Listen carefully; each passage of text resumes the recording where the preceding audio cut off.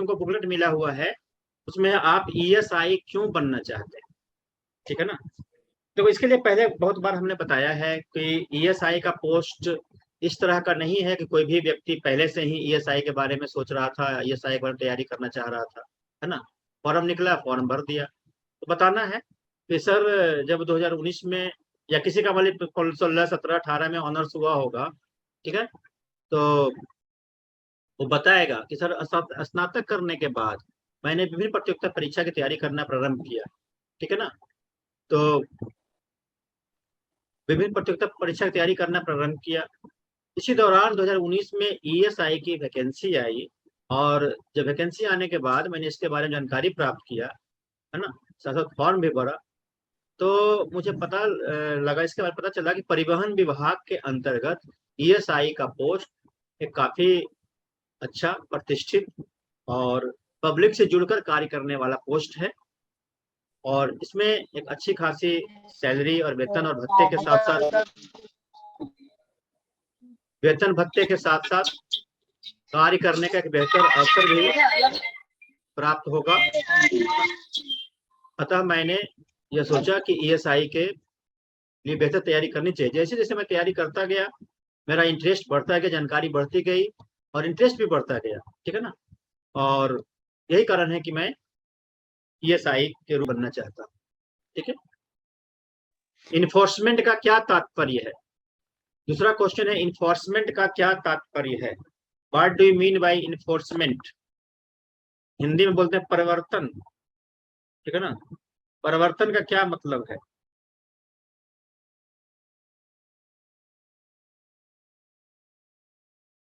Enforcement का मतलब जो ठेठ भाषा में पहले समझना है, इन्फोर्स करना मतलब लागू करना, ठीक है ना। इन्फोर्स करना मतलब लागू करना, ठीक है, या किसी चीज को स्ट्रेंथन करना, बस में रहा ना। तो इन्फोर्समेंट सब इंस्पेक्टर के रूप में जब काम तुम लोग करोगे तो वहां पर क्या करोगे? परिवहन विभाग के अंतर्गत, है ना, जो अधिनियम और नियमावली है जिससे ईएसआई का कार्य जुड़ा हुआ है, उन अधिनियमों और नियमावलियों का प्रवर्तन करना, इन्फोर्स करना, इन्फोर्समेंट है, ठीक है। और ईएसआई का पहला काम भी यही है, जो नोट्स तुम लोग को मिला हुआ नोट्स में है, ठीक है, कि अधिनियम और नियमावली का प्रवर्तन करना। तीसरा क्वेश्चन है, जब आपकी नियुक्ति होगी तो किस विभाग में कार्य करेंगे? सिंपल क्वेश्चन है कि सर नियुक्ति के बाद मैं परिवहन विभाग के अंतर्गत, परिवहन विभाग बिहार सरकार के अंतर्गत कार्य करूँ, है ना।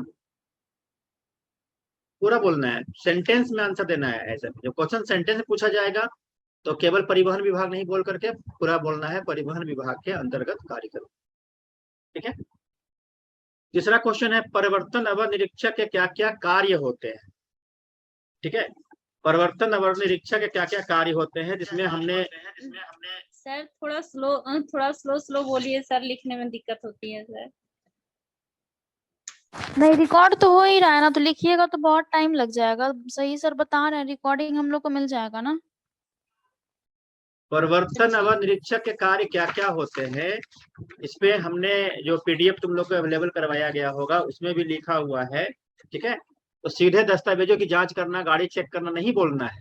क्या क्या बोलोगे? देखो, एक तो परिवर्तन अवर निरीक्षक का जो कार्य है 59 का सब सेक्शन 8 में, ठीक है। और इस नियमावली, इसमें बोलना है कि सर परिवहन विभाग के अंतर्गत जो मोटर वाहन अधिनियम, मोटर वाहन करारोपण अधिनियम और नियमावली का सामान्य प्रवर्तन, पहला काम है अधिनियमों और नियमावलियों का सामान्य प्रवर्तन, सामान्य तरीके से लागू करना, ठीक है। दूसरा, अगर कोई निजी वाहन परिवहन वाहन के रूप में काम कर रहा है, मतलब सामान ढो रहा है, यात्री को ढो रहा है, पैसेंजर को ढो रहा है, तो उसी स्थिति में उसको जांच करना और चालान करना। सरकारी गाड़ी के चालन क्षेत्र की जांच करना, तो गवर्नमेंट की जो गाड़ी होती है, जैसे हम लोग गाड़ी पर चलते हैं तो उस गाड़ी का चालन क्षेत्र होता है, कहाँ तक चलेगा, ठीक है ना, उस गाड़ी का एरिया कहाँ तक होगा, उसकी जांच करना, ठीक है। इसके अलावा एक होता है motor spirit rationing, motor spirit rationing आवंटन 1941 के संबंध में दुरुपयोग का पता लगाना, एक ये भी काम है। इसके अलावा है सौजन्य अनुदेश से जनता को सहायता करना, जनसाधारण को मदद करना, ठीक है ना। सौजन्य अनुदेश का मतलब होता है जगह जगह पर प्रचार प्रसार का काम करना है, बोर्ड बैनर लगाया जाता है, ठीक है ना, ये सब चीज को समझना है, ठीक है। और ऐसे अन्य कार्य जो स्टेट ट्रांसपोर्ट कमिश्नर के द्वारा सौंपे जाएंगे। और सामान्य कार्यों में दस्तावेजों की जांच करना, ओवरलोडिंग की जांच करना, ठीक है ना, चेक पोस्ट पर आने वाली जो गाड़ियां हैं उन सबकी बेहतर तरीके से दिशा निर्देशानुसार जो निर्देश मिलेगा उसके अनुसार जांच करना, ये रहेगा। तो पॉइंट वाइज बताना है, इतना सारा पॉइंट्स बोलने में टाइम लगेगा, तो तुमको क्या करना है, अच्छे से पॉइंट को पढ़ना है, पॉइंट वाइज आंसर देना है, ठीक है। कोई दिक्कत है? सर सेकंड वाला क्या बताया है, निजी वाहन का कुछ? निजी वाहनों के द्वारा सामान ढोए जाने या फिर पब्लिक व्हीकल के रूप में यूज किए जाने, है ना, पर उस पर कार्रवाई करना है जांच करके। प्राइवेट गाड़ी रिकॉर्ड हो रहा है, बाद में आप नोट कर लीजिएगा। ढोएगा, ठीक है। Okay sir. जब आपकी नियुक्ति प्रवर्तन अवर निरीक्षक के रूप में होगी तो आप किस प्रकार कार्य करेंगे, ठीक है। क्वेश्चन आता है कि जब आपकी नियुक्ति प्रवर्तन अवर निरीक्षक के रूप में होगी तो आप किस प्रकार कार्य करेंगे, ठीक है। तो जाहिर है सब तो एक ही जैसा कार्य करेगा, सब लोग सामान्य परिवर्तन करेगा, सब लोग गाड़ी को चेक करेगा, सब लोग टैक्स वसूलेगा, है ना। लेकिन पूछा जा रहा है तुमसे कि भाई आप किस प्रकार काम करिएगा, थोड़ा सा तुमको अलग तरीके से बताना होगा ना। तो किस प्रकार काम करेंगे तो बताना है कि सर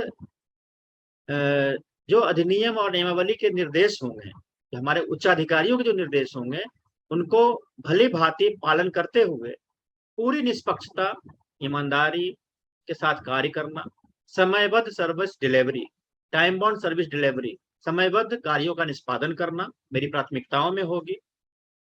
ट्रांसपेरेंसी, पारदर्शिता का मैं पूरी तरह पालन करूंगा, जैसे जितने भी टैक्सेस हैं, टैक्स का लिस्ट है वो उसको पब्लिक प्लेस पर लगवाना, है ना, बैनर बोर्ड बनवा कर उसको टैक्स को के चार्ट बना देना, चार्ट को लगा देना, ताकि किसी भी पब्लिक को कहीं भी किसी प्रकार का शक नहीं हो, संदेह नहीं हो। और ट्रांसपेरेंसी के साथ समयबद्ध कार्य करना मेरी प्राथमिकता होगी। और मेरी इच्छा होगी या मेरी प्राथमिकता होगी कि जनता को, आम जन को, चाहे वाहन के स्वामी हो, वाहन का ड्राइवर हो, कंडक्टर हो या कोई आम व्यक्ति हो, वह हमारे कार्यों से, परिवहन विभाग से पूरी तरह से संतुष्ट हो। मेरे कार्यों में सर ये सब शामिल होगा, सही है। ये नहीं कि ये चेक करेंगे वो चेक करेंगे, उसे तो सब करेगा। तुम क्या करोगे, टाइम बाउंड सर्विस डिलीवरी, तुम क्या करोगे, ट्रांसपेरेंसी, तुम क्या करोगे, अनबायसनेस, तुम क्या करोगे, जो बड़ी पदाधिकारी का निर्देश होगा उसका पालन बेहतर तरीके से करना, ताकि जनता को संतुष्टि मिले, ठीक है ना। जनता संतुष्ट हो, जनता मतलब वहां पर तो ड्राइवर रहेगा, गाड़ी का मालिक रहेगा, कोई भी आएगा वहां पर, उसके साथ तुम बेहतर व्यवहार करके काम करते हो, ये सबसे इम्पोर्टेंट है। इससे एक अच्छे प्राधिकारी, अच्छे कर्मचारी की पहचान होती है, ठीक है ना। क्लियर है? अभी भी सब जुड़ ही रहा है। कोई दिक्कत है इसमें? परिवर्तन अवर निरीक्षक के नियंत्रित पदाधिकारी कौन होते हैं? परिवर्तन अवर निरीक्षक के नियंत्री कंट्रोलिंग ऑफिसर कौन होते हैं? तो चूंकि जिला स्तर पर नियुक्ति होगी तो परिवर्तन अवर निरीक्षक के नियंत्रित पदाधिकारी जिला परिवहन पदाधिकारी होते हैं। आप लोग डीटीओ नहीं बोल करके पूरा बोलेंगे जिला परिवहन पदाधिकारी, ठीक है। बस में रहा है ना? Yes sir. एक विद्यार्थी भी आज इंटरव्यू में बोला जिला डीटीओ ऑफिसर, डीटीओ ऑफिसर, है ना। जिला परिवहन तो है ना, डिस्ट्रिक्ट ट्रांसपोर्ट ऑफिसर तो हो ही गया, तो ऊपर से एक और ओ लगा दे रहा था। तो छोटी छोटी गलतियां होती है, वो अच्छा नहीं लगता है ना। डीटीओ ऑफिसर, तुम लोग ऐसा मत करना, तुम ही लोग में से कोई होगा तो इसको अदरवाइज भी नहीं लेना कि हम तुम्हारा बात को पब्लिकली बोल रहे हैं, क्योंकि सबको सिखाना मेरा काम ही है। सर कहना है कि बिहार में कहाँ कहाँ पे चेक पोस्ट स्थित है, उसके बारे में अगर बता देंगे तो फिर बाद में हम नोट कर लेंगे, रिकॉर्डेड क्लास है तो। बिहार में कहाँ कहाँ पे चेक पोस्ट जनरली जो एंट्री पॉइंट होते हैं, है ना, बाउंड्री के एंट्री पॉइंट होते हैं, वहां पर चेक पोस्ट रहता है। जैसे नॉर्थ ईस्ट में जाओगे तो पूर्णिया जिला में दालकोला, है ना, दालकोला है पूर्णिया और किशनगंज के बीच, वहां एक चेक पोस्ट है बड़ा सा, ठीक है ना। दूसरा रक्सौल में एक बड़ा सा चेक पोस्ट है। तीसरा गोपालगंज के आगे जाओगे यूपी के बॉर्डर पर, वहां एक बड़ा सा चेक पोस्ट है। मोहनिया के जाओगे, मोहनिया के बहुत बड़ा चेक पोस्ट वहां पर है, जो यूपी से गाड़ियां उधर से भी आती हैं, ठीक है ना। जब नवादा के पास रजौली में चेक पोस्ट है, ठीक है ना। तो इस तरह से जगह जगह पर बहुत सारे चेक पोस्ट हैं, ठीक है।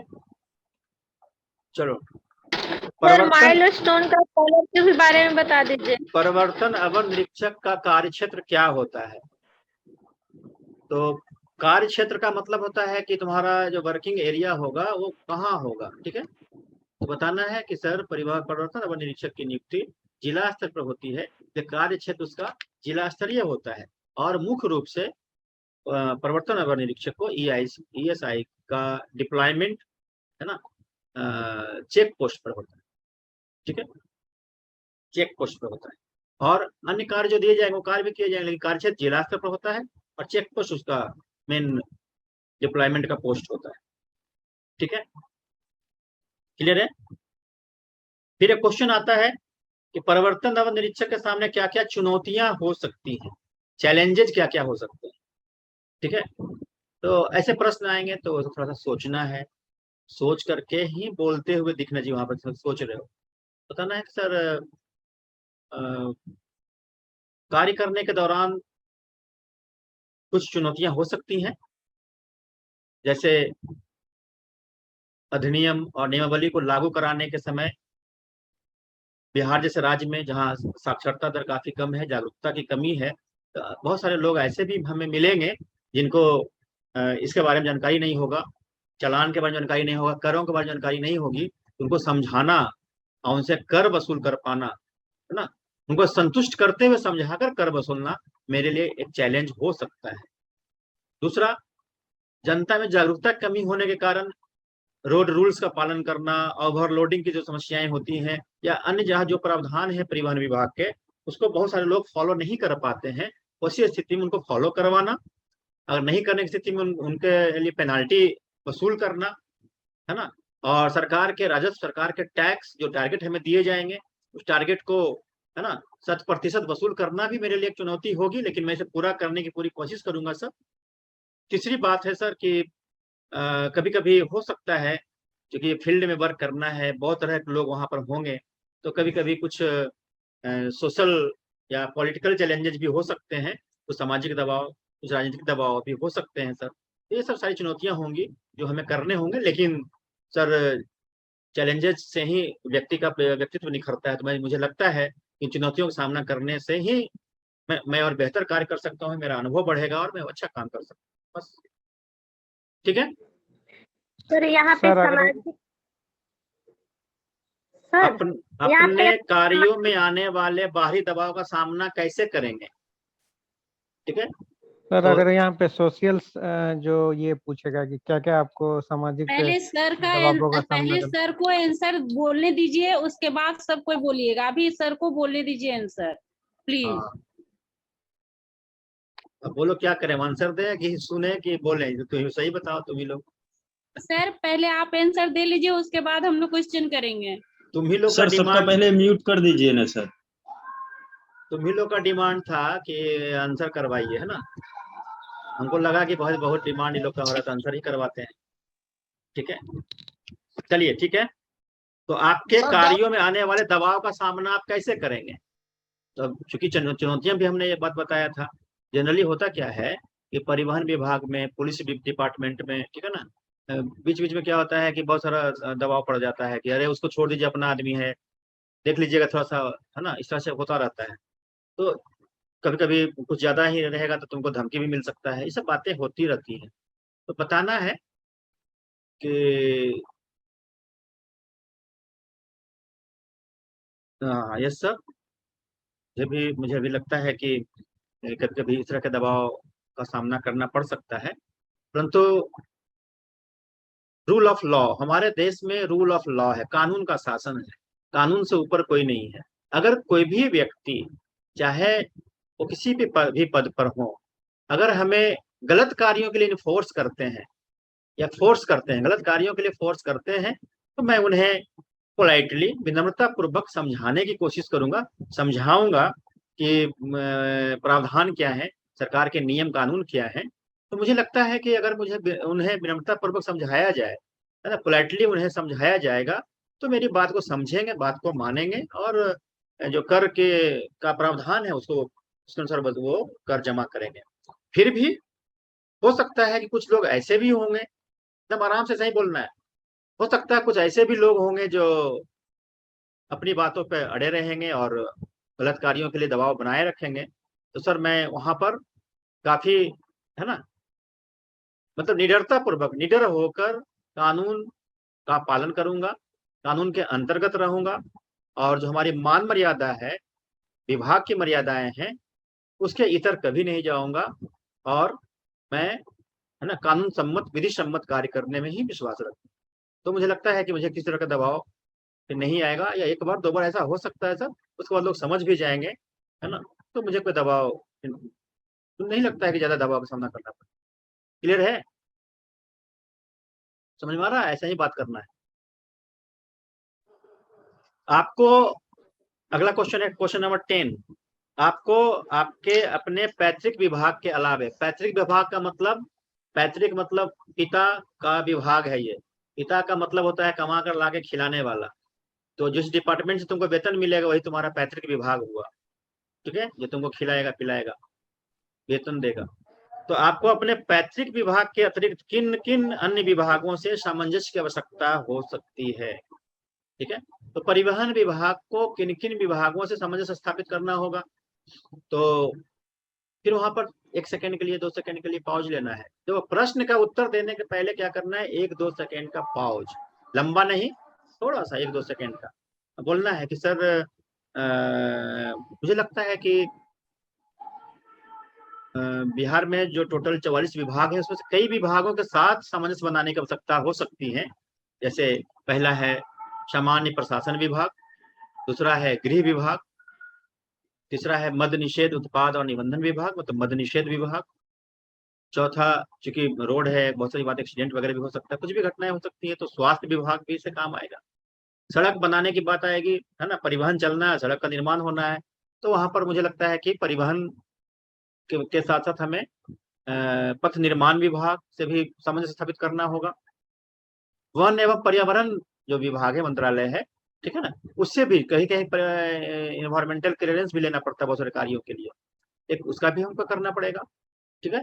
इस प्रकार से बहुत सारे विभागों के साथ सामंजस्य बनाकर हमें रखना होगा। 5-6 बताओगे तो हो जाएगा, ठीक है। एम परिवहन तुम लोग डाउनलोड किए थे, बताए थे एम परिवहन को कर लेना है। नेक्स्ट है एम परिवहन, जी सर, कर लिए थे ना? जी सर। इसको तो देख लेना है, एम परिवहन के बारे में क्या आप जानते हैं, कभी आपने इस्तेमाल किया है कि नहीं, पूछेगा कभी आपने इस्तेमाल किया है। जो लोग किया होगा तो जिसके पास गाड़ी है, मोटरसाइकिल है, कार है, कुछ भी है, तो जरूर एम परिवहन डाउनलोड कर लेना है, उसको डाल करके देखना है, या किसी दोस्त का भी गाड़ी का नंबर डाल के चेक कर लेना है ना। वो सब पूछता है, देखता है कि तो प्रैक्टिकल अप्रोच तुम्हारे अंदर है कि नहीं है, ठीक है। क्या आपने कभी उपयोग किया है तो बोलना है यस सर किया है, तो जो नहीं किया है तो यस सर नहीं बोल देगा, जो नहीं किया है तो बोलेगा कि नहीं सर मैं कोई वाहन अभी यूज नहीं करता हूँ सर, इसलिए मैंने एम परिवहन ऐप को भी यूज नहीं किया है, ठीक है। बात सुना रहा है? डिजी लॉकर, डिजिटल लॉकर, ठीक है। डिजी लॉकर किस विभाग के अंतर्गत काम करे, मैंने कौन सा ये टेक्नोलॉजी पे काम करता है? इलेक्ट्रॉनिक्स और इंफॉर्मेशन टेक्नोलॉजी से जुड़ा हुआ है ये मिनिस्ट्री का, ठीक है ना। तो एम परिवहन ऐप और डिजी लॉकर दोनों के बारे में बोले तुमको पढ़ने के लिए बताए थे, ठीक है। डिजिटल वैलेट ये हमने क्लास में बताया हुआ है, और इसको हम अलग से बता देंगे तुम लोग को। क्वेश्चन नंबर 13 है कि मान लीजिए कि आप ESI के पद पर किसी चेक पोस्ट पर तैनात हैं, किसी शादी समारोह में से संबंधित कुछ गाड़ियां क्रॉस कर रही हैं, मतलब बाराती वाला गाड़ी है, हो सकता है कि आपको संदेह हो कि कुछ गाड़ियों के कागजात या उसका फिटनेस या अथवा कोई और अनेक संदेहात्मक तथ्य आपको लगता है कि सामने दिख रहे हैं या हैं। ऐसी स्थिति में आप क्या निर्णय लेंगे? बराती वाला गाड़ी है तो क्या निर्णय लेंगे? तो जनरल लोग जाने ही देता है, छोड़ ही देता है, लेकिन तुम क्या करोगे? ठीक है, तो बताना है कि यदि यहाँ पर दो बातें हैं, दो तरह की बातें, ध्यान देना है, क्वेश्चन को समझना है।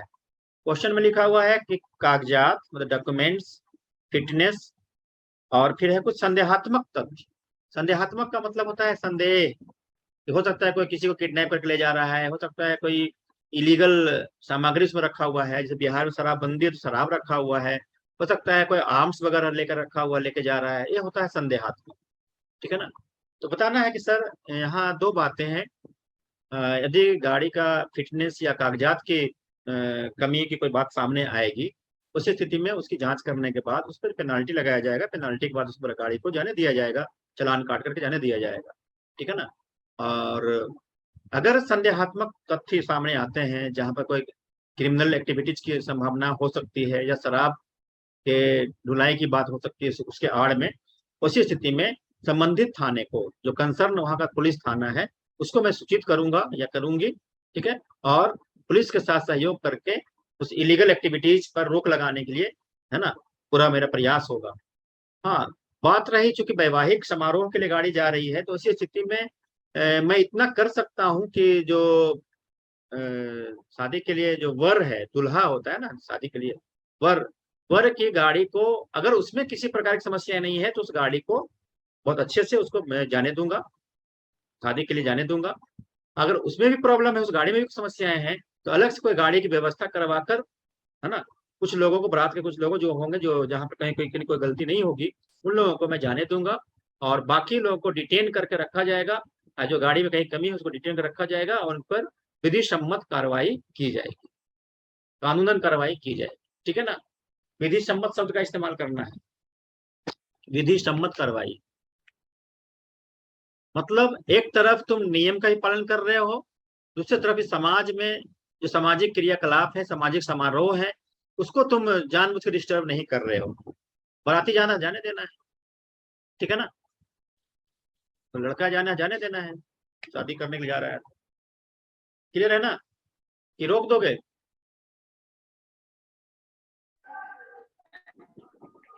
जाने देंगे। हाँ, जाने देना। रोक दोगे तो जो लड़की वहां जिसकी शादी होने वाली है तुमको हाय शराब देगी। फिर जब तक मेरा नहीं होगा तब तक नहीं किसी का।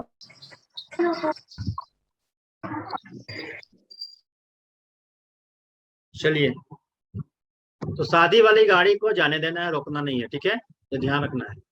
और दूसरा, कोई शादी करके आ रहा है तो उसको एकदम मत रोकना। और कोई शादी करके लौट रहा है, लड़की दुल्हन को लेके जा रहा है, तुम उसको रिजेक्ट कर दोगे तो फिर तुम्हारी शादी भी नहीं होगी, हाय शराब लगेगा। इसलिए सब काम मत करना, सलाह हम दे दे रहे हैं भाई तुम लोग को। ठीक है, क्लियर है ना, सबको समझ आ रहा है बात?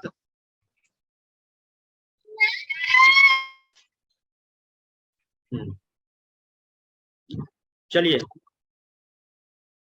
दूसरा एक सिचुएशनल क्वेश्चन है। एक विद्यार्थी का क्वेश्चन भी आ रहा था कि सर सिचुएशनल क्वेश्चन करवा दीजिए।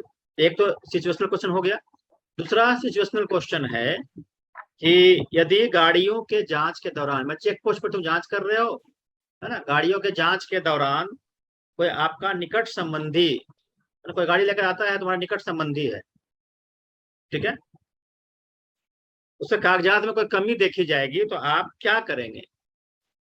कोई कागजात उसके पास नहीं है, या पॉल्यूशन सर्टिफिकेट नहीं है, इंश्योरेंस नहीं है, हो सकता है ना, या गाड़ी का फिटनेस नहीं है, आप क्या करेंगे? हो सकता है कि अभी जैसे तो बताया था रूल ऑफ लॉ है, सब बराबर है, तो हो सकता है कि नियमानुकूल कठोर कार्रवाई करने से वो आपसे संबंध तोड़ दे, तो आप क्या करेंगे? ठीक है ना, इससे पहले भी हम लोगों ने चर्चा किया हुआ है, बहुत से विद्यार्थी से भी आंसर लिया है, हम लोग बात करते रहे हैं। ठीक है ना, तो फिर वही बातें यहाँ पर आएंगी। ठीक है, कि अगर जांच के दौरान, मतलब ड्यूटी के दौरान, जांच के दौरान, अगर कोई भी व्यक्ति, चाहे वह बाहरी व्यक्ति हो या हमारा संबंधी हो, है ना, यदि जांच के दौरान उनके कागजात में, उनके डॉक्यूमेंट्स में कहीं कोई कमी सामने आती है तो उनके साथ भी मेरा व्यवहार उसी प्रकार का होगा जिस प्रकार से मैं किसी अन्य के साथ करूंगा। मतलब उनको पेनाल्टी देने के लिए मैं अनुरोध निश्चित रूप से करूंगा, बताना है। और मुझे लगता है यदि मेरे निकट संबंधी हैं तो निश्चित रूप से वो नाराज नहीं होंगे, संबंध तोड़ने की बात नहीं करेंगे। और अगर वो संबंध तोड़ने की बात करेंगे मतलब वो मेरे निजी या मेरे क्या बोलते हैं उसको, हितैषी निकट संबंधी नहीं होंगे, ठीक है ना, ये समझना है। हाँ, बात रही कि अगर हो सकता है नहीं एक्सेप्ट करते हैं किसी चीज को, मैं इतना जरूर कर सकता हूँ अगर उन्हें ऐसा लगता है कोई व्यक्ति है जो नाराज हो सकता है और उससे संबंध मुझे रखना है, तो उनको मैं कहीं आराम से बैठाऊंगा, पानी वानी पिलाऊंगा और उनके बदले अलग तरह से मैं फीस जमा कर सकता हूँ और उनको वहां से जाने दूंगा, तो पता भी नहीं चलेगा, फीस भी जमा हो जाएगा और संबंध भी बच जाएगा। ये दूसरा पॉइंट है। दो तरीका बोलना है इसे सर, मैं दो तरीके से हैंडल करना चाहूंगा। पहला तरीका क्या हो गया, सबके साथ एक जैसा व्यवहार करना है, ठीक है, सबके साथ एक जैसा व्यवहार करना है, ठीक है ना, क्लियर है ना, कि जो भी टैक्स देना है उनको देना पड़ेगा, अगर कागजात में कमी जो पेनाल्टी देना है तो उन्हें भी देना पड़ेगा। और मेरे निकट संबंधी होंगे तो नाराज नहीं होंगे, निश्चित रूप से नाराज नहीं होंगे, क्योंकि मैंने, और अगर होंगे भी तो मैं उन्हें समझा लूंगा, ठीक है। और दूसरा तरीका ये हो सकता है, उनको मैं अच्छे से बैठाऊंगा, अलग से बैठाऊंगा, उनका मुझे चूंकि पता है कि नाराज हो सकते हैं, उनको बुरा लग सकता है, तो फिर उनको मैं, ठीक है, उनके बदले में फीस जमा कर दूंगा और उन्हें पता भी नहीं चलेगा, फिर वहां से मैं उनको जाने दूंगा। ये दो तरीका हो सकता है, ठीक है, क्लियर है, कोई दिक्कत है किसी को? No sir. सर एक क्वेश्चन था कि अगर उनको पता नहीं चलेगा और फिर वहां से जाने दूंगा तो हो सकता है वैसा मिस्टेक को फिर से दोबारा कर दें? हाँ नहीं, यह दो तरीका है ना, हम क्या बताए कि दो तरीका बताए हैं, दो तरीका। बाकी अब वो नाराज ही होने वाले हैं तो जब होंगे फिर दोबारा जहाँ जाएंगे तो समझ में आएगा कि वहां कैसे हो गया था, तब समझ में आएगा अरे मेरा आदमी था, मेरा बहुत अच्छा काम कर दिया, दूसरा आदमी ये काम नहीं कर पा रहा है, समझ में आएगा उसको उस समय, ठीक है ना। Yes sir. मूर्खों के साथ बुद्धिमत्ता पूर्वक व्यवहार किया जाता है, विद्वानों के साथ समान व्यवहार से भी काम चल जाता है, ठीक है। विद्वान व्यक्ति के साथ समान व्यवहार भी करोगे तो चल जाए, तो नया नया कोटेशन आ जाता है तुम लोग पढ़ाते पढ़ाते। अब मूर्खों के साथ जो है विद्वता पूर्वक बातें करनी होती, दारी से बात करना होती, ठीक है। ऐसा नहीं है कि मूर्ख दुनिया में बाहर में ही होते हैं, घर में भी हो सकता है बहुत सारे लोग, ठीक है, बात समझ आ गया? Yes sir. तो अगला क्वेश्चन है कि एक व्यवसायिक वाहन के लिए कौन कौन से कागजात जरूरी हैं? व्यवसायिक वाहन के लिए कौन कौन से कागजात जरूरी हैं? देखो समरजीत कुमार जो ही बोल रहा था कि देखना है, टीवी देखना है, क्रिकेट देखना है, बार बार पानी पी रहा है, फ्रूटी पी रहा है, कुछ खा रहा है, कैमरा में आ रहा है, ठीक है ना, मतलब उसको पढ़ने में कंसंट्रेशन नहीं है, तो उसको हमने क्या किया है, वेटिंग रूम में डाल दिया। पहले बोले भी तुमको हम रिमूव कर देंगे, बोला था नहीं सर नहीं सर, अभी कर दिए उसको, ठीक है। वो डिसिप्लिन को नहीं कर रहा था, उल्लंघन कर रहा था, बार बार कैमरा बंद करके खाए पिए। अभी हम कोचिंग से ही आए हैं, तुम लोग इंटरव्यू करवा के आए हैं, यहाँ पहुंचे हैं, और उसके बाद सीधे 7:32 हो गया था, है ना, हम यहाँ बैठ करके क्लास ले रहे हैं, ये हमको खाते पीते दिखा रहा है, मेरा भी भूख बढ़ा रहा है, क्लास कैसे होगा? ज्योति कुमारी देखो बगल में ही है, चाची के यहाँ रहती है ना। चाची घर नहीं रह रहे हैं, घर पे आ गए हैं, तो माँ का तबीयत ठीक नहीं है सर। अच्छा, पढ़ाई हो रही है ना बढ़िया से? यस सर, कर रही हूँ जहाँ तक कोशिश हो रहा है।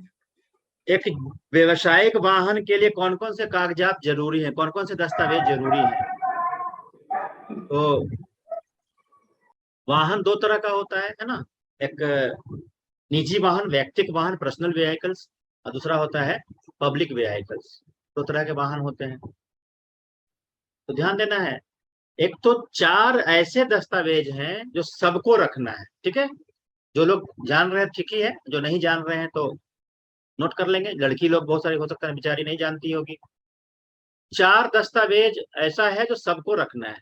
पहला, गाड़ी का रजिस्ट्रेशन सर्टिफिकेट, आरसी बोलते हैं उसको, आरसी रजिस्ट्रेशन सर्टिफिकेट। दूसरा, इंश्योरेंस सर्टिफिकेट, इंश्योरेंस बीमा संबंधी प्रमाण पत्र। तीसरा pollution under control certificate.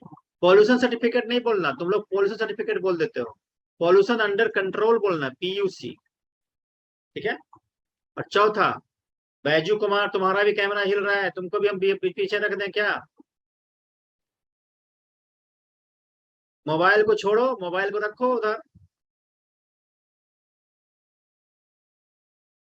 PUC और चौथा है ड्राइविंग लाइसेंस, ठीक है। ये सबके लिए है, ठीक है।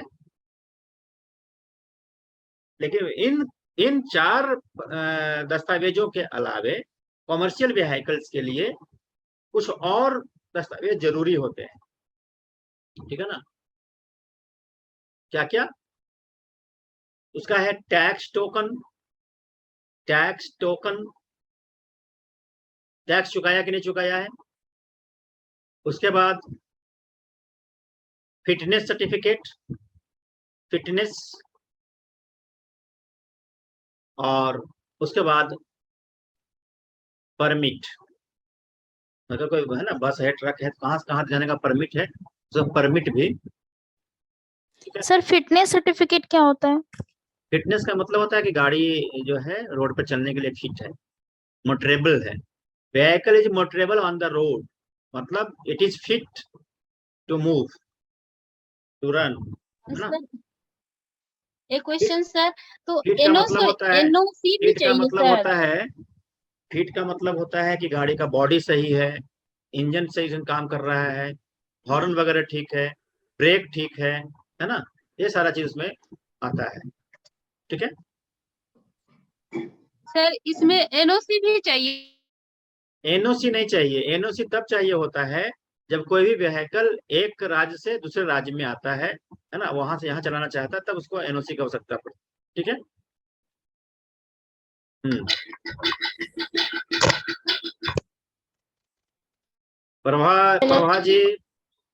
प्रभा जी आपका देखिए मोबाइल में वही स्थिति हो रहा है, इंजन चल रहा है, थ्रेसर व्रेसर कटनी उटनी हो रहा है।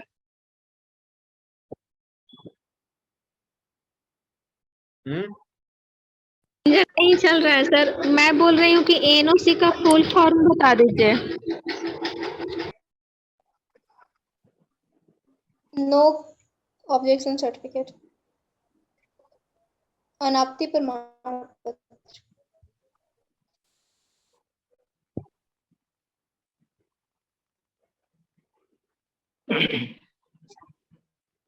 NOC का मतलब होता है नॉट कमिटेड, कमिटमेंट नहीं है, कितना समझाया जाए लेकिन अपने काम के प्रति कमिटमेंट नहीं, नो कमिटमेंट, NOC, ठीक है ना। अभी रिकॉर्ड हो गया, कोई भी सुनेगा यूट्यूब पे तो कहेगा कि कौन टीचर है, क्या पढ़ा रहा है, NOC का फुल फॉर्म। ऐसे हेमा सिंह जो बता दिए वही सही है, नो ऑब्जेक्शन सर्टिफिकेट, ठीक है। सर फिटनेस सर्टिफिकेट का टाइम लिमिट क्या रहता है, कितने टाइम में कराना पड़ता है, वो पूछना था। फिटनेस सर्टिफिकेट एक बार जब गाड़ी तुम्हारी चल रही है ना, फिटनेस 15 साल के लिए तो फिट रहता ही रहता है, और उसके बाद जब उसका रिन्यूअल कराया जाता है तो 5-5 साल के लिए उसको मिलता है ना, 5 ईयर्स के लिए। लेकिन प्रत्येक वर्ष उसको फिटनेस के लिए सर्टिफिकेट लेना पड़ता है, ठीक है ना, कॉमर्शियल व्हीकल के लिए। हर 15 साल बाद या कॉमर्शियल व्हीकल को फिटनेस का सर्टिफिकेट लेना पड़ जाता है, और हम लोग का जो प्राइवेट व्हीकल जो तुम लोग चलाते हो है ना, उसको नहीं लेना पड़ता है, वो 15 साल के बाद 5 साल के लिए। 15 साल के बाद ही उस निजी वाहन का ये लेंगे सर? हाँ। कमर्शियल वाहन का कितना बताए हैं आप? क्वेश्चन नंबर 16 देखो है इसमें कि परिवहन विभाग के कई अफसरों पर करप्शन के आरोप लगते रहते हैं, भ्रष्टाचार के आरोप लगते रहते हैं, आपने भी सुना होगा, ठीक है। ऐसे में आप खुद को कैसे बेदाग छवि बनाए रख सकेंगे, अपनी छवि को बेदाग कैसे बनाए रखेंगे?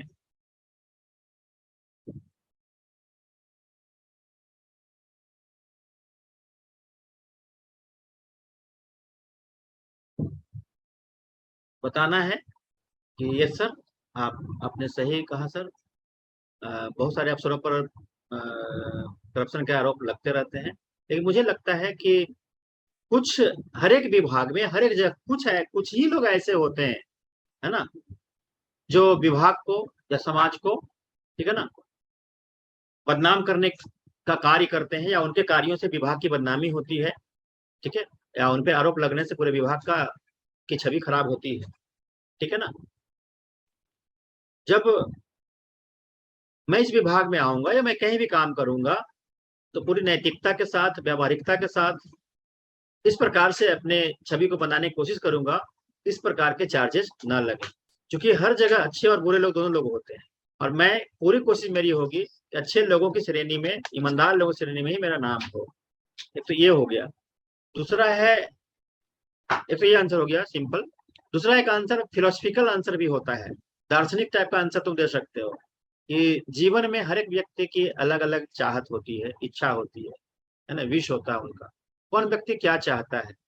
कुछ लोग अपना मान सम्मान खोकर के भी गलत तरीके से धनार्जन करना चाहते हैं।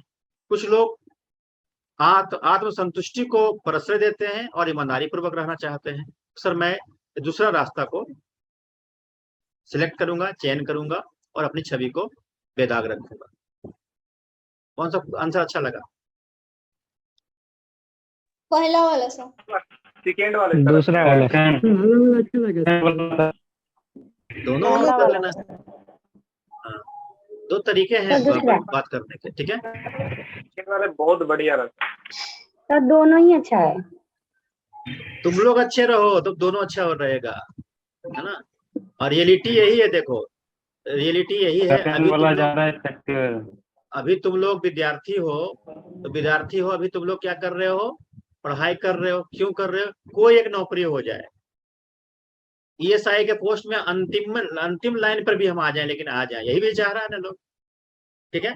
बस रोल नंबर वहां पर रहना चाहिए, जो फाइनल लिस्ट आएगा उसमें रोल नंबर रहना चाहिए, ये चाह रहा है। तो बस यही चाहत है सर।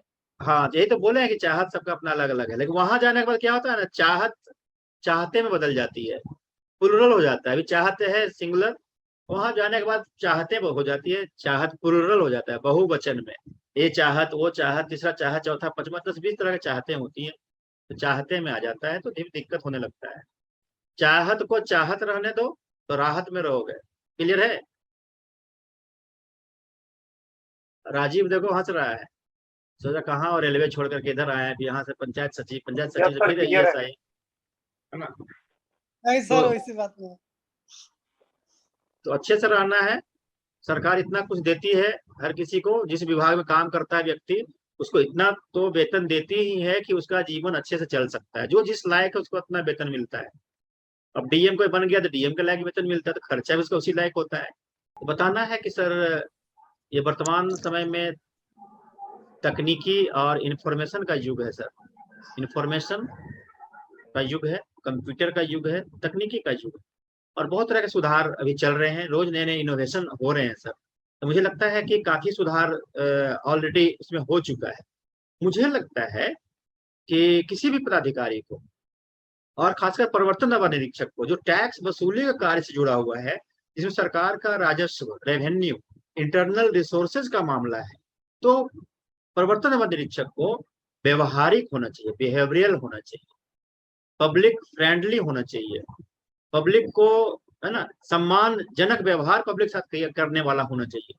तो मैं चाहूंगा कि इसके प्रवर्तन कार्य क्षेत्र में इस प्रकार के व्यवहारिक सुधार की आवश्यकता महसूस हो रही है, और इसमें सुधार किया जा सकता है। और सर मैं पूरी कोशिश करूंगा कि मैं इस तरह से अपने आप को वहां पर अपने आप को स्थापित कर सकूं, बना सकूं। सर मेरा एक क्वेश्चन है।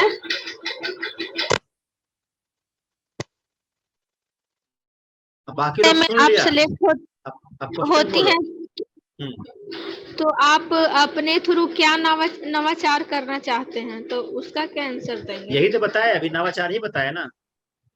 ठीक है, ठीक है, देख लो उसका मशीन देख रहे हो ना, औरंगाबाद से मशीन लेकर के गया में बैठी हुई है वो।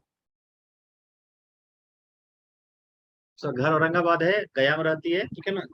अच्छी लड़की है, पढ़ने वाली विद्यार्थी है, मेहनती है, लेकिन पता नहीं वहाँ क्या कौन सा मशीन बगल बगल में चलता रहा, बेचारी को बार बार डांट सुनना पड़ रहा है, 6-7 महीना से सुन रही है। ये बराबर सुनती रहती है। चलिए, सर ये प्रवर्तन विभाग की कमी में और क्या क्या हो सकता है? अब कोई कमी नहीं है। जिस विभाग में जा रहे हो वहां तुम कमी निकालोगे? होशियार बनो, समझदार बनो। सर जिस विभाग से तुम आ रहे हो वहां तो कमी निकालना ही नहीं है। जैसे जो भी विद्यार्थी किसी दूसरे विभाग से आ रहा है, अगर पूछा जाता है कि वहां क्या कमी है जो आप यहाँ आना चाहते हैं, तो ये नहीं बताना है कि वहां कमी थी या कमी है, ठीक है? किसी दूसरे की कमियां ढूंढने की, है ना, आदत नहीं बनाओ, और जहां जा रहे हो वहां कमी ढूंढोगे। वहां केवल अच्छाइयां ही अच्छाइयां हैं, प्रकाशित है हर चीज। सर अनुराधा तो कई कुमारी। बार ऐसा यस सर। सर हाँ, सर मेरे से क्वेश्चन पूछा गया था कि आप पीएसआई की पोस्ट पर जा रही है, तो लड़की के लिए क्या क्या मतलब सुधार की आवश्यकता है, और आप इसके लिए मतलब क्या क्या देख सकती हैं सर इस प्रकार का, कि लड़की के लिए क्या कठिनाइयां आ सकती है, सर थोड़ा ये बता दीजिए। क्वेश्चन को पहले अच्छे से समझना है। लड़की के लिए क्या क्या सुधार की आवश्यकता है, कि लड़की के लिए क्या क्या चुनौतियां हैं, क्या क्वेश्चन था? सर जैसे कि लड़कियों के लिए क्या क्या चुनौतियां हो सकती है, हाँ, ठीक है बस सर, हो गया, ये भी था। हो गया, हो गया, हो गया, बस बस बताना है कि सर सोचना है पहले। सोचना है मतलब सोचते हुए दिखना है। सब कुछ पढ़ ही रहे, सोचने की क्या जरूरत है, वहां सोचते हुए दिखना है। इंटरव्यू के दौरान लगना चाहिए कि हाँ सोच रहे हैं। क्लियर है ना अनुराधा? अब बाकी सभी लोग को बोल रहे हैं, सोचते हुए दिखना है। 1-2 सेकंड पहुंच लेना है, लगता है कि बाप रे क्या चुनौती है वहां भाई। हाँ, सब सोचते हैं, देखते हैं, तब बोलना है कि सर मुझे लगता है कि आजकल जिस तरह का माहौल है उसमें कहीं कोई चुनौतियां नजर नहीं आती है सर।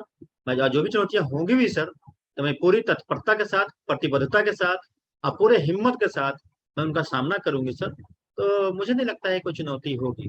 ठीक है, बस। राइट की रॉन्ग? सर मेरा सवाल था जैसे अनामिका अन्नू सर को पूछो। अनामिका अन्नू और एक लड़की और है, कोई गया में रह रही है, ट्रेनिंग कर रही है। और घर कहाँ है तुम्हारा? मेरा सुपौल घर है सर। देखो सुपौल, तुम जानते हो सुपौल कहाँ है? नेपाल बॉर्डर पे है उधर, और ये बैठी हुई है झारखंड बॉर्डर पर।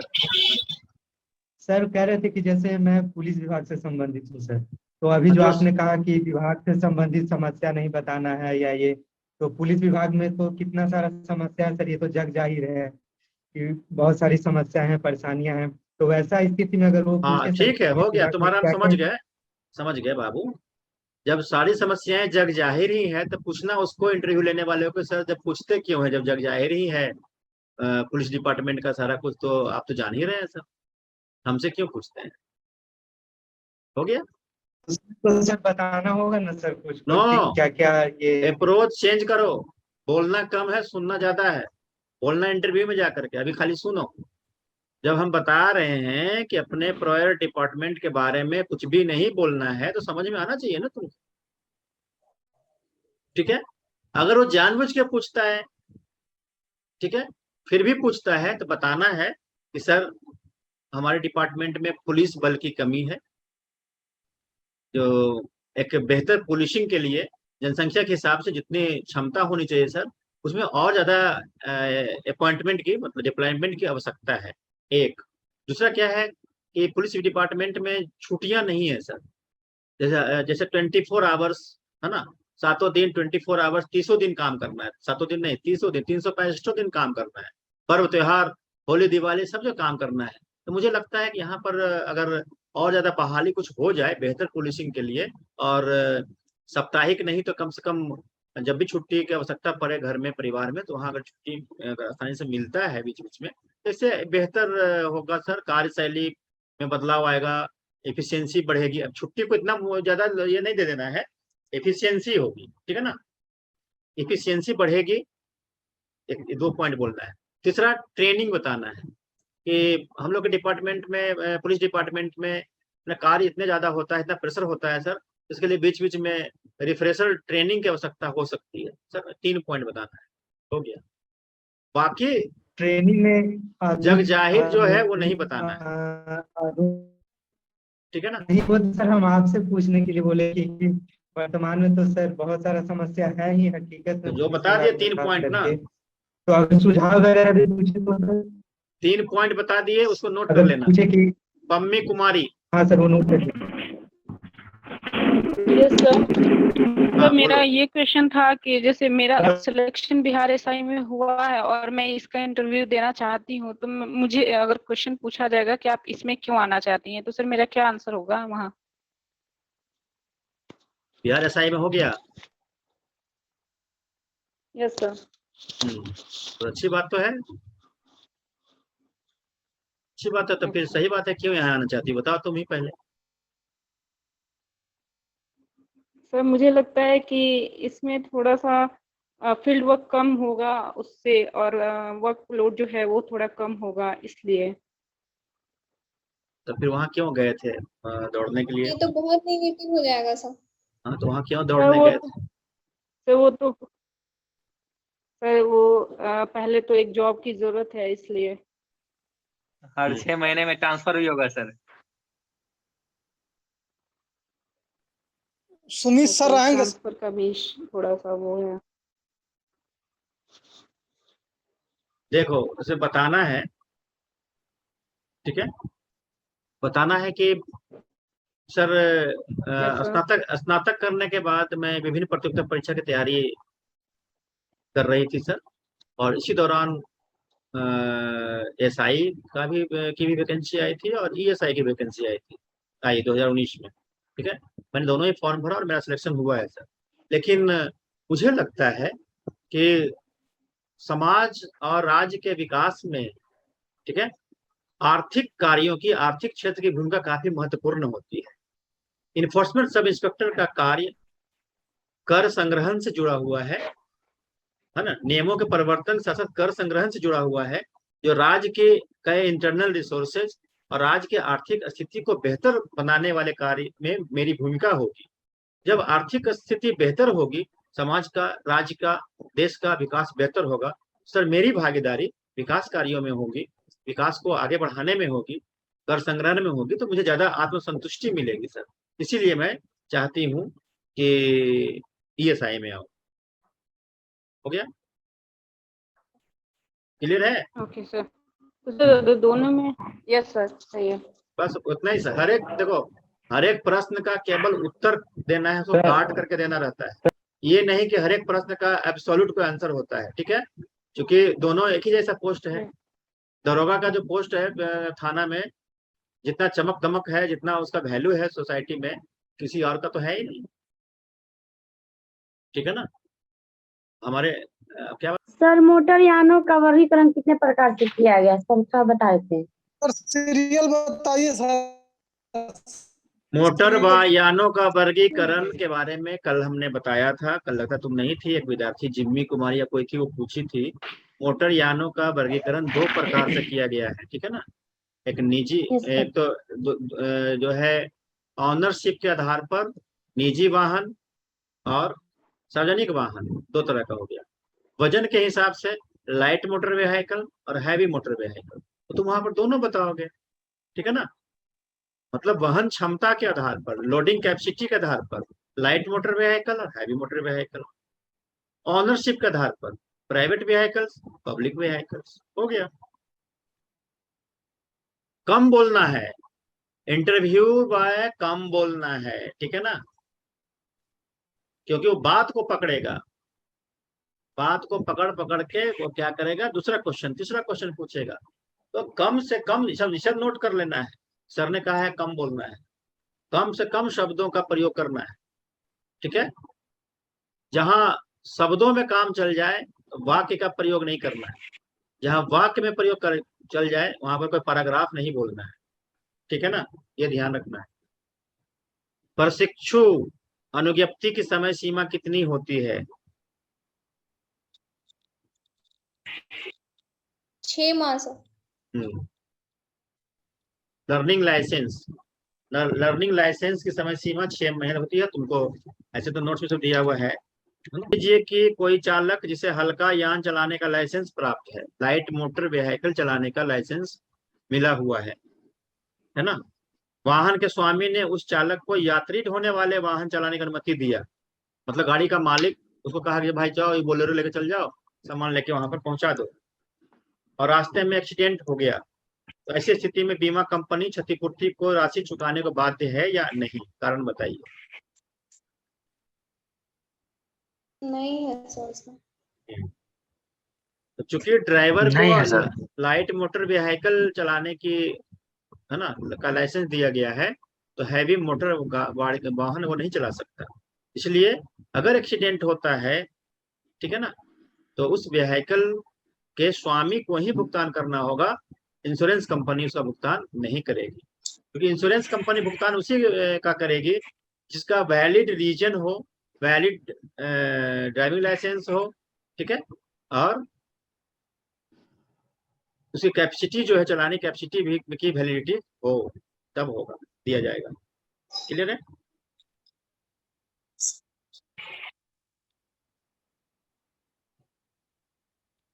क्लियर है?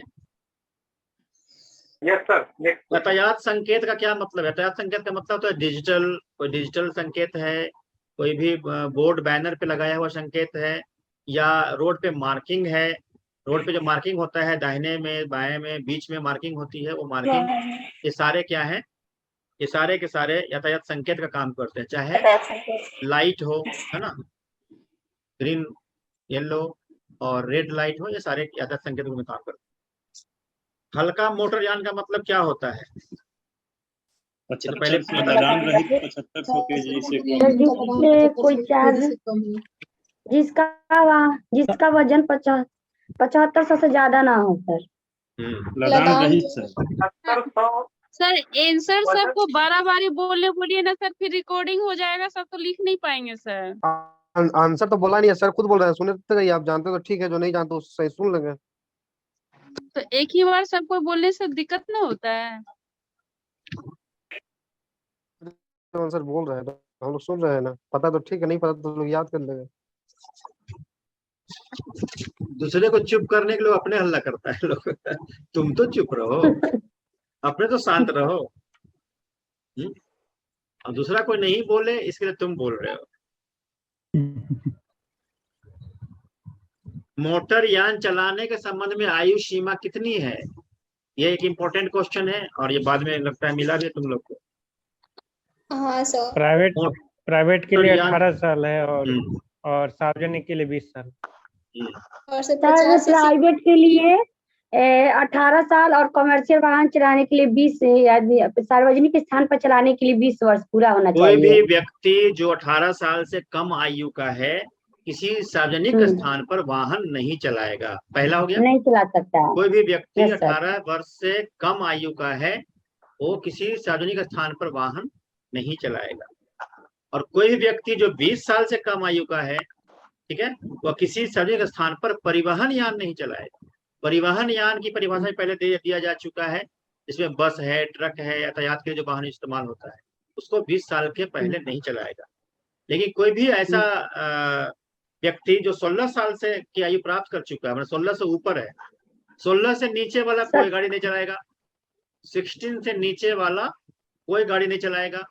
16 से ऊपर जिसका उम्र हो चुका है, वो 50 सीसी तक के गाड़ी को चला सकता है। 18 साल हो चुका है तो वो निजी वाहन चला सकता है, मोटरसाइकिल, कार, सब चला सकता है। और 20 साल हो गया है तब वह परिवहन यान चला सकता है।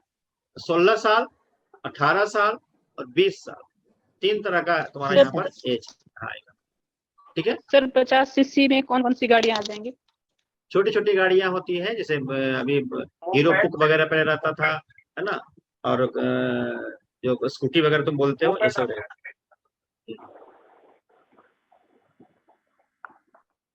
प्रशिक्षु अनुज्ञप्ति का प्रभाव अपने राज्य तक है या संपूर्ण भारत में? लर्निंग लाइसेंस का प्रभाव अपने राज्य में है या पूरे भारत में?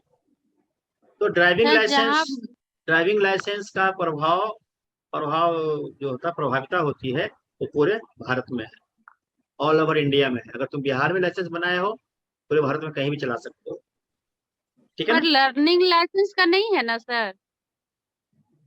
अगर किसी वाहन को सार्वजनिक स्थान पर छोड़ दिया गया, किसी वाहन को कितने घंटे तक छोड़ दिया जाने पर अनुकर्षण यान द्वारा उसको हटा दिया जाता है, टोचन करके जो ले जाया जाता है, ठीक है ना।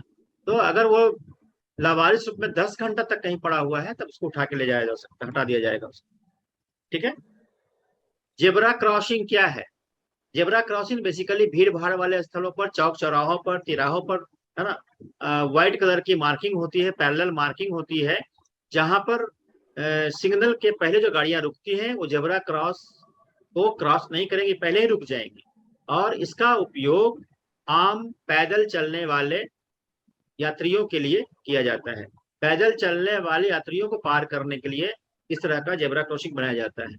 इसकी जो स्ट्रक्चर इसका है ना, जो इसकी विजिबिलिटी है वह जेब्रा के धारी के समान दिखता है। जो जेब्रा होता है वो ब्लैक कलर का होता है, उसमें व्हाइट कलर की धारियां होती हैं। उसी प्रकार से रोड पर, ब्लैक रोड पर व्हाइट कलर की धारियां बनाई जाती हैं, ठीक है, इसको जेब्रा क्रॉसिंग कहा जाता है। क्लियर है? यस। तो ये सब क्वेश्चन तुम्हारा हो गया। बाकी तुम्हें इसमें पदानुक्रम वगैरह देख लेना है, तो पिछले क्लास में करवाए भी थे। बिहार मोटर व्हीकल 1992 का है, रूल 258, ठीक है ना। जो हायरार्की है, ESI, EI, फिर ऊपर में ADTO, DTO डिस्ट्रिक्ट लेवल पर, है ना, उसके बाद फिर RTA। तो ये किस अधिनियम में है? अधिनियम कौन सा है? 258 मोटर वाहन रूल 1992 का 258 में है। ESI का कार्य किसमें बताए थे? 259 में। एक बार हाईआईटी बता दीजिए ना सर, शुरू से ESI का सर। कार्य है 98 में, ठीक है। हायरार्की तुम लोग को मिला होगा PDF भी। अगर हायरार्की सुनना है तो बिहार मोटर व्हीकल रूल 1992 जो रूल्स है 259, ठीक है ना। अब तो कट भी जाएगा। तो राज्य परिवहन आयुक्त सबसे पहले है, दूसरा है अपर राज्य परिवहन आयुक्त ASTC, उसके बाद JSTC है ज्वाइंट, उसके बाद डिप्टी। हम लोग हायरार्की की बात कर रहे थे तो ऊपर से, है ना। ऐसे तो हर एक विभाग के विभागाध्यक्ष माननीय मंत्री महोदय होते हैं, माननीय मंत्री, और बिहार में परिवहन मंत्री माननीय शीला कुमारी हैं, ठीक है। उसके बाद उनको सहयोग करने के लिए सचिव होते हैं, है ना, और परिवहन संबंधी कार्यों की देख रेख के लिए वहां पर अलग अलग पदाधिकारी होते हैं हायरार्की लेवल पर, ठीक है। जैसे सबसे ऊपर में होता है स्टेट ट्रांसपोर्ट कमिश्नर, राज्य परिवहन आयुक्त, उसके नीचे होता है असिस्टेंट स्टेट ट्रांसपोर्ट कमिश्नर, अपर राज्य एडिशनल स्टेट ट्रांसपोर्ट कमिश्नर, अपर राज्य परिवहन आयुक्त, उसके नीचे होते हैं ज्वाइंट स्टेट ट्रांसपोर्ट कमिश्नर, संयुक्त राज्य परिवहन आयुक्त, उसके नीचे होंगे उप राज्य परिवहन आयुक्त DSTC, और उसके नीचे होता है असिस्टेंट स्टेट ट्रांसपोर्ट कमिश्नर, सहायक राज्य परिवहन आयुक्त। ये सारे पोस्ट सचिवालय लेवल के, ये सेक्रेटेरिएट लेवल है। ये पूछता है कि सेक्रेटेरिएट लेवल तो इतना बताना है। अब वो रीजनल लेवल पे जब आओगे, है ना, रीजनल लेवल पे आओगे, खास करके जो कमिश्नरी लेवल पे बोलते हैं, वहाँ क्षेत्रीय परिवहन पदाधिकारी, रीजनल ट्रांसपोर्ट, ठीक है, ऑफिसर, या ठीक है उप परिवहन आयुक्त भी बोलते हैं, RTO, इस तरह से होता है ये। और उसके नीचे होता है सचिव, क्षेत्रीय परिवहन प्राधिकार, रीजनल ट्रांसपोर्ट अथॉरिटी का सचिव, ठीक है। और उसके नीचे जिला परिवहन पदाधिकारी, ये जिला में आ गया तो नीचे तुम्हारी पोस्टिंग जिला में होगी, तो जिला क्या पूछेगा तो इतना ही बोलना है, जिला परिवहन पदाधिकारी। उसके नीचे अपर जिला परिवहन पदाधिकारी ADTO, उसके नीचे MVI और EO। MVI टेक्निकल पोस्ट हो गया, EO हो गया इन्फोर्समेंट। इसके नीचे EI और ESI होता है, और उसके नीचे चलन दस्ता सिपाही होता है, चलन दस्ता सिपाही, ठीक है, चलन दस्ता सिपाही, ठीक है सर ESI और EI दोनों सेम है सर? नहीं, ये सब इंस्पेक्टर के बाद इंस्पेक्टर होता है, ठीक है ना। Yes sir. एक क्वेश्चन इसी में दिया हुआ है, पहले करंट अफेयर्स का कुछ चल रहा होगा, उस समय दिया हुआ था कि देश में बहुत सारे जल्द ही बहुत बहुमंजिला सड़क का निर्माण करना कहाँ तक फायदेमंद है? बहुमंजिला सड़क, मल्टी लेवल, है ना, road, double decker, triple decker road जो होता है वो कहाँ तक फायदेमंद है, सब तुम लोग को अपना विचार बनाना है। ठीक है, क्या क्यों फायदेमंद है कोई बताएगा? यस सर बताएं, अनीता बोल रहे सर। अच्छा बताओ। सर एक तो जाम की समस्या कम होगी, दूसरी में सर यातायात जो डिस्टेंस होगी वो जल्दी तय कर पाएंगे, और सर हाँ। 2 पॉइंट याद है सर। तीसरा हो जाएगा सर कि भूमि कम अधिग्रहित होगा, जिससे कि भूमि का बचत होगा सर, और अन्य कार्य में भी प्रयोग हो सकता है। सर एक तो क्या कहता है, पेट्रोल डीजल में भी बचत होगा और दूसरा समय में भी बचत होगा।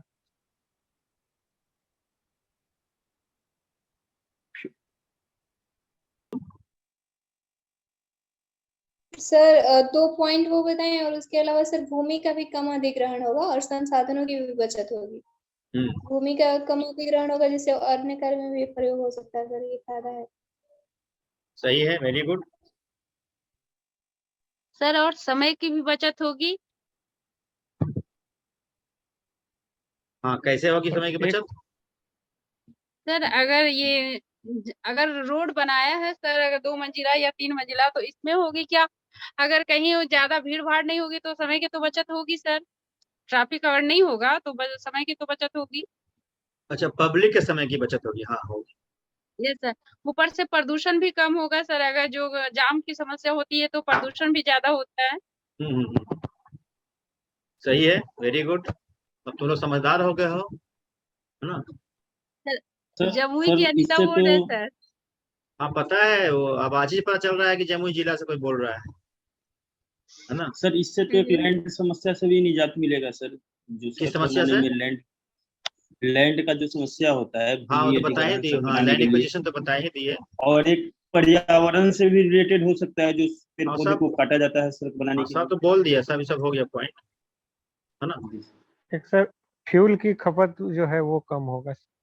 हाँ ठीक है, सारे पॉइंट लिख लेना है, इसको पॉइंट्स में लिखना है। ठीक है, पॉइंट्स में लिख लेना है। भूमि, पर्यावरण, ईंधन की बचत, है ना, पॉल्यूशन कम होगा। ठीक है, और यातायात जो होगा काफी तीव्र होगा, यातायात में तीव्रता आएगी, गति बढ़ेगी तो समय की बचत होगी। ठीक है, ये सारे क्वेश्चंस हैं और बाकी हम लोग सिर्फ अगले दिन करेंगे। ठीक है, हम लोग